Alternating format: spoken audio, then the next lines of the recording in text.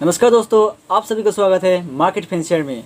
चलिए शुरू करते हैं आज के एपिसोड। आज की पार्टिकुलर वीडियो में डिस्कस करेंगे कि टर्मिनोलॉजी ऑफ स्टॉक मार्केट।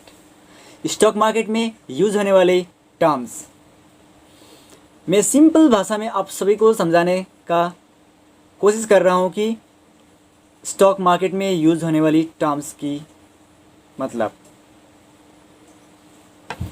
चलिए जानते हैं वो टर्म्स जिसे आप लोग समझने के लिए रेडी हो चुके हैं। पहला टर्म बुल। बुल एक सिंपल मार्केट की भाषा में कहे तो बुलिश कहते हैं। बुलिश मतलब जो अपवर्ड जाने की उम्मीदें रखते हैं। सपोज़ किसी भी एक शेयर को आप देख रहे हैं, वो शेयर्स ऊपर जाने की उम्मीदें रखा जाता है, उसी को एक बुलिश शेयर कहते हैं। दूसरा बियर। बियर मार्केट जो नीचे की ओर जाने की उम्मीद रखते हैं उसे बियर कहते हैं। फुल्ली वाइस वर्सा बुल की। Number 3 squaring of. आपने शेयर्स खरीदा है कुछ दिन पहले और आप उसको बेचने के लिए चाहते हैं, उसको आप स्क्वेयरिंग ऑफ बोल सकते हैं। सपोज़ आपने वो शेयर्स खरीदा और उसको बेचना चाहते हैं, उसी को हम लोग कैपिटल मार्केट की भाषा में स्क्वायरिंग ऑफ कहते हैं। Number 4 rally. रैली मतलब कंटिन्यूसली जाना अपवर्ड और डाउनवर्ड स्लोपिंग पर।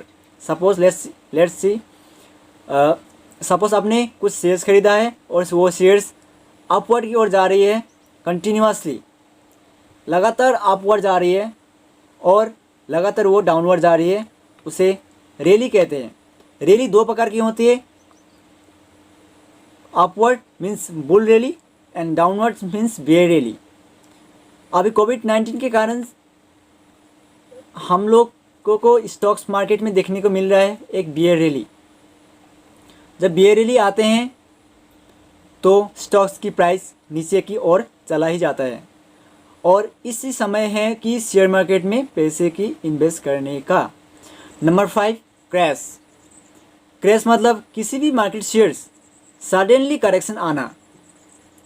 आप लोगों ने सुना होगा कि मार्केट का प्राइस कभी टीवी चैनल, न्यूज़पेपर और की द्वारा मार्केट की करेक्शन होती है, इसको ही क्रैश कहते हैं।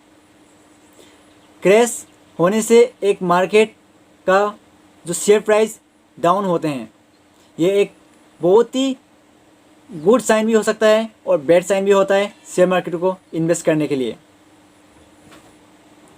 Number 6 correction. करेक्शन मतलब किसी भी एक शेयर्स बुल की ओर जा रही है और सडन करेक्शन आना। करेक्शन का मतलब वो सडनली नीचे की ओर चला जाना, उसी को हम लोग करेक्शन कहते हैं। सपोज वो शेयर्स ऊपर की ओर गया और वहाँ से ऑटोमेटिकली सडनली वो डाउनवर्ड स्लोपिंग पर चला गया, उसी को हम लोग करेक्शन कहते हैं। Number 7 bonus shares.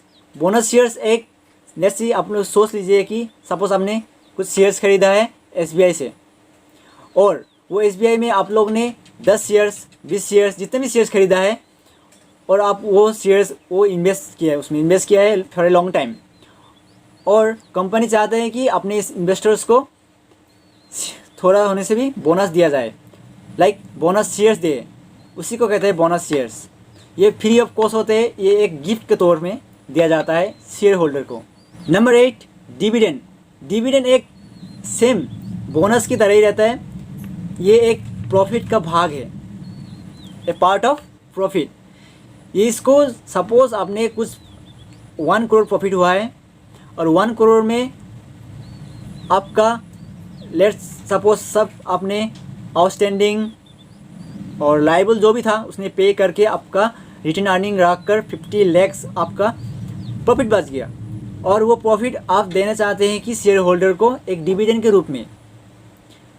वो जो डिविडेंड रहता है वो एक इक्विटी शेयर का प्रॉफिट रहता है, उस प्रॉफिट को फॉर ए लॉन्ग टाइम जो इन्वेस्ट करते हैं उसको एक जो पार्ट मिलता है, वो पोर्शन मिलता है, उसी को एक डिविडेंड कहते हैं। Number 9 intraday trading. इंटरडे को ट्रेडिंग कहते हैं क्योंकि वो एक दिन के लिए वो ट्रेडिंग करते हैं, वो इन्वेस्ट नहीं करते। इन्वेस्ट के मतलब जो आप लोग कम से कम एक दिन से ज़्यादा और जितने भी दिन इन्वेस्ट करें उसे इन्वेस्टिंग कहते हैं। इन्वेस्टिंग करने से आप लोगों को ज़्यादातर डिविडेंड मिलने की, बोनस शेयर मिलने की चांसेस रहते हैं जब कंपनी डिविडेंड और शेयर्स देने के लिए अलाउ होते हैं। इंटरडे मतलब जो आप 9 बजे से दोपहर 3:30 बजे तक आप लोग ट्रेडिंग करने चाहते हैं कि जितना शेयर्स आपने ख़रीदा उतने ही शेयर्स आपने 3:30 का पहले आप उसको सेल करना चाहते हैं। उसको ही आप सेल करना चाहते हैं, नहीं उसको सेल किया, ठीक, उसको सेल करना नहीं चाहते कि सेल उसको किया है, तो उसी को हम लोग इंटरडे कहते हैं। जैसे कि डिलीवरी एक इंटरडे की अपोजिट है। मतलब वो आज ख़रीदा फॉर ए लॉन्ग टाइम और मे भी आज की बात जितने भी दिन आप उसको शेयर्स अपना पोर्टफोलियो में रख सकते हैं, उसको यह डिलीवरी कहते हैं। डिलीवरी का एक अच्छा खुशखबर है कि डिलीवरी में आप इन्वेस्ट करने से उसमें आप कोई भी चार्ज देने नहीं पड़ता। बाय करने के लिए और सेल करने से आपको कुछ चार्जेस आपको देने पड़ते हैं। नंबर 11, ब्रोकर्स जिसको हिंदी में दलाल कहते हैं, राइट, क्योंकि ये स्टॉक मार्केट में without brokers you can't open your account. Okay, आप लोग जितने हो सके शेयर्स खरीदना चाहते हैं तो ब्रोकर्स के साथ आप लोग डीमेट अकाउंट खुलवाना ज़रूरी है। सपोज़ आपने डीमेट अकाउंट खुलवाना चाहते हैं तो मैंने नीचे लिंक दिया हुआ है आप स्टॉक का, आप वहाँ जाकर आप डीमेट अकाउंट खुलवा सकते हैं। वो एक आप स्टॉक डिस्काउंट ब्रोकर्स का डीमेट अकाउंट खुलवाते हैं।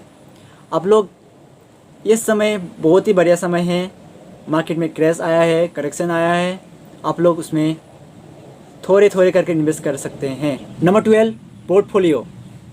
पोर्टफोलियो मतलब कॉम्बिनेशन ऑफ शेयर्स जो आपने खरीदा है, जो आपने बाय किया है शेयर्स, वो शेयर्स आप एक पोर्टफोलियो में रख सकते हैं नहीं, वो पोर्टफोलियो में घुस जाते हैं और वो पोर्टफोलियो में आप देख सकते हैं कि आप कौन सा शेयर्स खरीदा है, कितने दाम में खरीदा है, कब खरीदा है, उसका रेट कितना है, अभी कितना में खरीदा था, आपको कितना लॉस हो रहा है, कितना प्रॉफिट हो रहा है, वो आप सभी देख सकते हैं। उसी को हम लोग पोर्टफोलियो कहते हैं। नंबर 13, मार्जिन सपोज़ आप कुछ शेयर्स खरीदना चाहते हैं और आपके पास उतना पैसा नहीं है, तो आप वो शेयर्स को खरीदने के लिए ब्रोकर्स अलाउ करते हैं। आप चिंता मत करिए, आप खरीदे शेयर, मैं आपको हेल्प करूँगा। एक लिमिट देते हैं कि उस पैसा जो शेयर होल्डर देते हैं, उस लिमिट को ही एक मार्जिन कहते हैं। एक मार्जिन देते हैं शेयर्स खरीदने के लिए स्टॉक्स होल्डर को, उसको ही मार्जिन कहते हैं। आज का वीडियो कैसा लगा आप सभी को लाइक, सब्सक्राइब एंड शेयर करने के लिए मत भूलिएगा ये मार्केट चैनल को।